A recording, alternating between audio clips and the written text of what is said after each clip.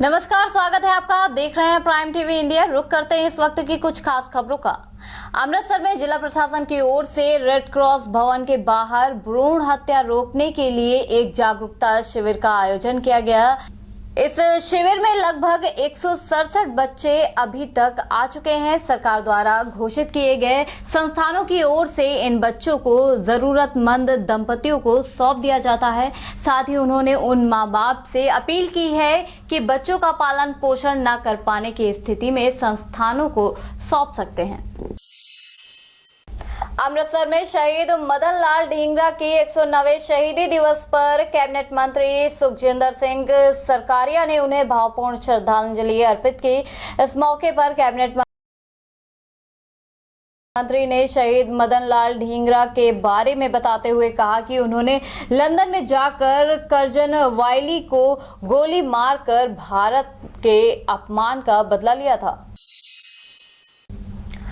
UP में शिक्षा सेवा अधिकरण गठन को लेकर वकीलों की हड़ताल पर इलाहाबाद हाई कोर्ट ने सख्त रुख अपनाया है। कोर्ट ने कहा कि त्वरित न्याय की जिसकी जवाबदेही है, वही सरकार स्वयं कोर्ट के फैसले की अनदेखी कर ऐसे कार्य किए जिससे न्याय व्यवस्था पंगु हो गई है। लखनऊ में एसएसपी कलानिधि नैथानी ने कैसरबाग कोतवाली का औचक निरीक्षण किया। इस निरीक्षण में उन्होंने थाने में सफाई और पुताई को लेकर पुलिस कर्मचारियों को फटकार भी लगाई और अगले 3 दिन में व्यवस्था सही करने के निर्देश भी दिए हैं। साथ ही उन्होंने ये भी कहा कि बैरिक सफाई को लेकर सिपाहियों में कंपटीशन कराया जाएगा, जिसमें सफाई रखने वाले सिपाहियों को एएसपी की तरफ से पुरस्कृत भी किया जाएगा। वक्त हो चला एक छोटे से ब्रेक का।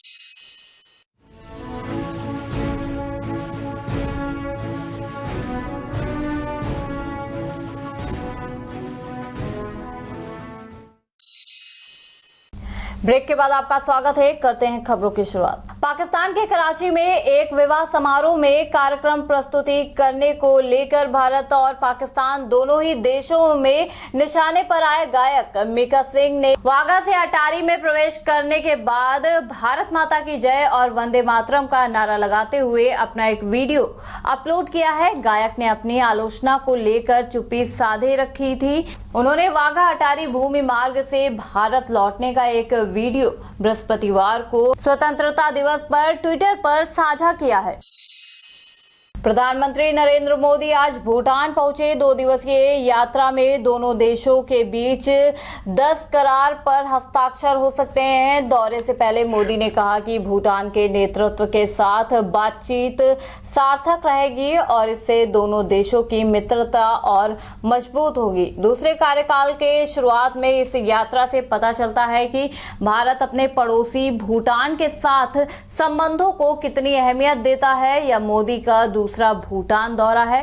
पहले कार्यकाल में भी वे एक बार भूटान गए थे। रामपुर में सपा नेता आजम खां की मुश्किलें कम होने का नाम नहीं ले रही हैं। एक बार फिर प्रशासन ने बड़ी कार्रवाई करते हुए आजम के हमसफर रिसोर्ट की नाले पर बनी दीवार को ध्वस्त कर दिया है। उनकी इस कार्रवाई पर जिलाधिकारी ने बताया कि आजम खां ने नाले की जमीन पर अवैध कब्जा कर लिया था और जब ये मामला जानकारी में आया तो इसकी जांच की गई। इसके साथ ही उन्होंने ये भी बताया कि पूरी कार्रवाई करने के बाद इसमें जो भी नियमानुसार जुर्माना भी लगाया जाएगा। देखिए वो पहले भी इस मामले में नोटिस दी जा चुकी थी। प्रोसीजरल पूरी कार्रवाई करने के बाद आज इन्फोर्समेंट का काम किया गया है। इसमें जो बड़कुसिया नाला है वो वहाँ से होकर गुजरता है ये ख़रीद के बनाया गया था और करीब 100 मीटर लंबाई में 10 मीटर चौड़ाई में ये जो नाला था इनको अवैध रूप से इन्होंने कब्जा कर लिया था। ये जो ज़मीन थी, ज़मीन खरीद के ही नाला बनाया गया था और जिस ज़मीन मालिक से खरीदी गई थी, जो रिपोर्ट आई है उसके हिसाब से बाद में उस ज़मीन मालिक से इन्होंने ज़मीन खरीद ली और ज़मीन खरीदने के बाद इन्होंने रिज़ॉर्ट बनाया। रिज़ॉर्ट बनाने के बाद उसको जो 100 मीटर का नाला था उसको अपने अवैध कब्जे में ले लिया। संयुक्त राष्ट्र सुरक्षा परिषद में चीन की मांग पर जम्मू कश्मीर के मुद्दे पर बैठक खत्म हो चुकी है। संयुक्त राष्ट्र में कश्मीर को लेकर जहां रूस भारत के पक्ष में था, वहीं चीन ने पाकिस्तान के सुर में सुर मिलाए। हालांकि रूस ने कश्मीर को लेकर सिर्फ द्विपक्षीय बातचीत का समर्थन किया है। यूएनएससी की बैठक खत्म होने के बाद चीनी राजदूत ने कहा कि भारत ने जो संवैधानिक संशोधन किया है उससे मौजूदा स्थिति बदल गई है। चीन ने कहा कि कश्मीर में हालात चिंताजनक है। जम्मू कश्मीर मसले पर पाकिस्तान को चीन का समर्थन मिलने के बाद अब अमेरिका ने भी भारत का साथ देने के इरादे जाहिर किए हैं। यूएन सुरक्षा परिषद की गुप्त बैठक के दिन ही अमेरिका के उप विदेश मंत्री जॉन सुलिवान ने दिल्ली में भारतीय विदेश मंत्री एस जयशंकर से मुलाकात की। सुलिवान ने कहा कि भारत और अमेरिका अब 2+2 डायलॉग जैसी अहम वार्ताओं में शामिल हो रहे हैं ताकि एशिया का ढांचा बदलने के चीन के इरादों को भांपकर उनसे निपटा जा सके। तो अभी के बुलेटिन में इतना ही। आगे की तमाम बड़ी खबरों के लिए देखते रहें प्राइम टीवी इंडिया।